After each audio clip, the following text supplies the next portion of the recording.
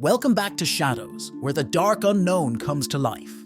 Today we're diving into a story that blends the terrifying with the unexplainable encounter that will leave you questioning what's out there in the stars. Or maybe closer than you think. It was a typical evening for Mark. He had stayed late at the office, and by the time he left, the sun had already dipped below the horizon, leaving the sky a dim, dusky grey.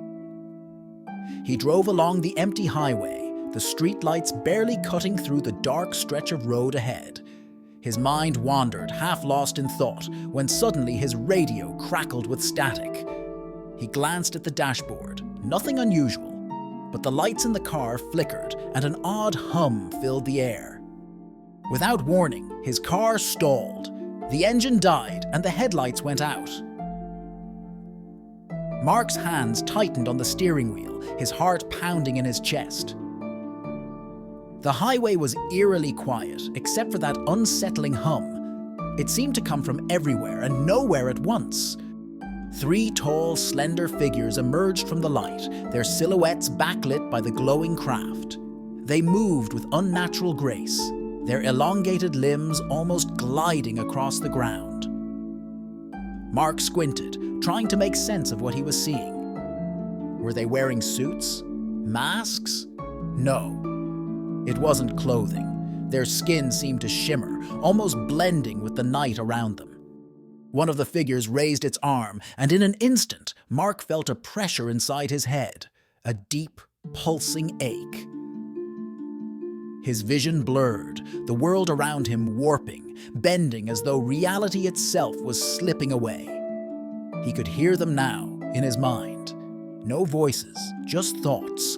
Foreign, invasive thoughts that weren't his own. Mark's body felt weightless as the figures approached. He wanted to scream, to run, but he couldn't. They were in his head now, controlling him. His limbs moved against his will, lifting him out of the car and toward the craft. The closer he got, the more the air vibrated with an electric charge, making his skin prickle. As he was taken aboard, the world outside faded.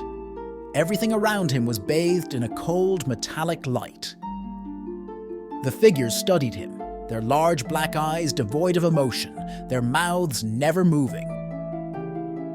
He wasn't sure how much time passed. Minutes, hours, days. It all blurred together in a surreal haze of flashing lights, strange instruments, and pain. Just as suddenly as it had started, it was over.